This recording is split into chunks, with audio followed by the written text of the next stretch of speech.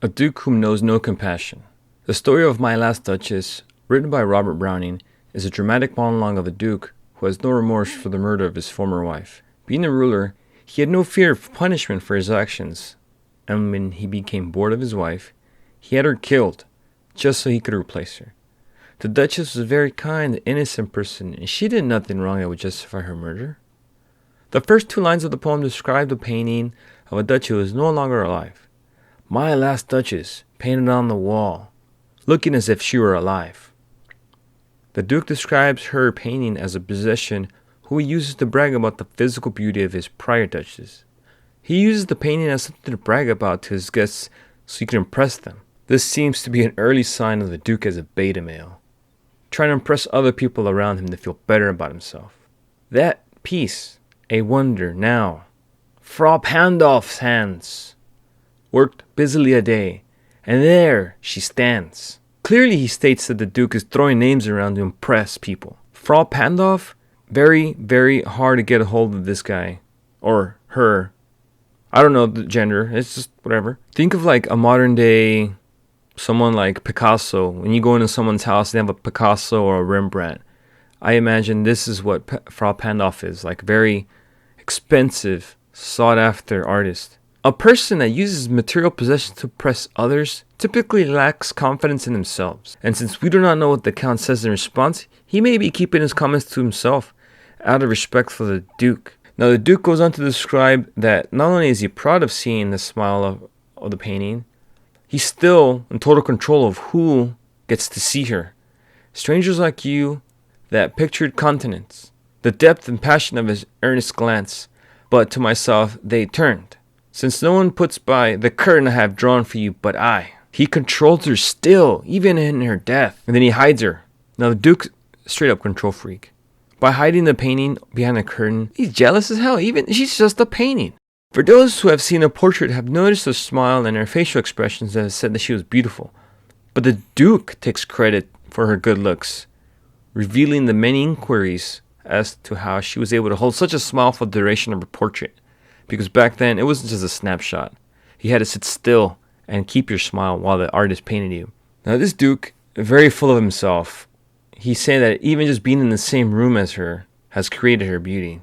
Are you to turn and ask thus, Sir, 'twas not her husband's presence only called that spot of joy into the Duchess' cheek?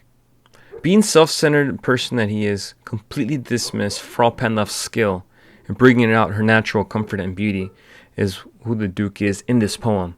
He gives no credit to the artist and says, hey, she smiles because of me. That picture is good because of me. Not the artist and muse dynamic. He takes credit for that. And he has nothing to do with the painting. He's just there.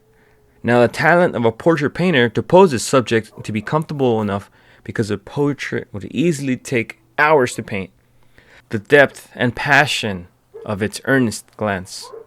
Now a painter of such skill, able to paint such a wonderful painting of a person, earning them a reputation and a living. To boast about such a famous painter and at the same time discredit his skill is very contradictory. Only someone as egotistical as this person would get the most bragging rights out of it. She had a heart, how shall I say, too soon made glad, too easily impressed. She liked whatever she looked on, and her looks went everywhere. Now this guy, super jealous. He hated how she was always cheerful and joyful, and he was like, no, she's too simpleton. She needs to be unimpressed by everything around her. But to be unhappy and unimpressed was not to be used as a low status in society. A person such as Duke would never be impressed by anything common, and because of this, he thought of his Duchess as someone who does not know her high status in society. He wanted someone who looked down on the common people as he looked down on everyone. The Duke only wanted her to be impressed by him. Such stuff was courtesy, she thought, and cause enough for calling up that spot of joy. He did not agree with her being courteous to everyone but him. He wanted instead for her to be rude to others, snobby, and to kind of show off like, hey, I'm a high baller, I'm a highbrow. Somehow, I know not how, as if she ranked my gift of a 900-year-old name. Now, this guy definitely high status.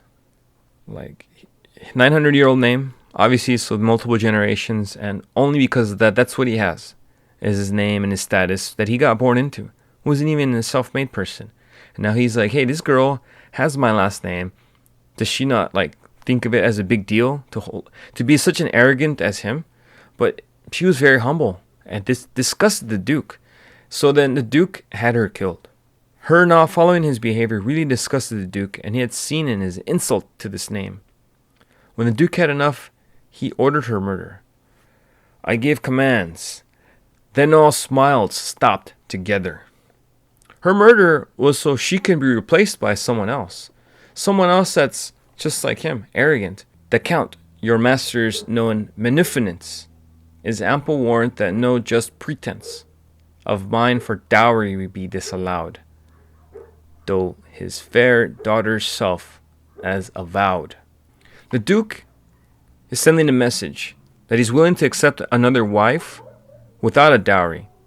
Now, dowry is a standard practice for an arranged wedding, but to pay somebody to marry your daughter, like, come on now. And now the Duke's saying, hey, I'm going to waive the dowry, send me another woman. Now, Robert Browning describes the Duke as an egomaniac narcissist. And that's kind of funny, contrasting who can be such a person these days. Maybe a high-ranking individual also, with a very recognizable name. Now, a false legacy was left behind. The lawyer followers turned a blind eye to any foul play. Now, the author set out to uncover the hidden character of the Duke of Ferrara with the brutal, cold-blooded person that he was. But for some reason back then, because he had a 900-year-old name, people bowed down to that. And they didn't care what he did. This kind of goes in even further. A lot of people out there are becoming just like the Duke. I'm not going to mention any names, but on TV, behavior of two people, and I'm going to say these two people are very popular. You could see a fake smile. But you can see the smile is genuine when the smile is directed at other people other than the husband. And this husband is going crazy. He's in such a public realm, in the center of attention, which he wanted. He cannot behave like the way he does behind closed doors. And it's very obvious. You can see the look on this lady's face. You can see the body language. When he turns his back, that smile that she gives him turns off. I hope some happiness for everyone, and I hope that others can see what a monster the Duke is, just as Robert Browning describes this Duke as a monster.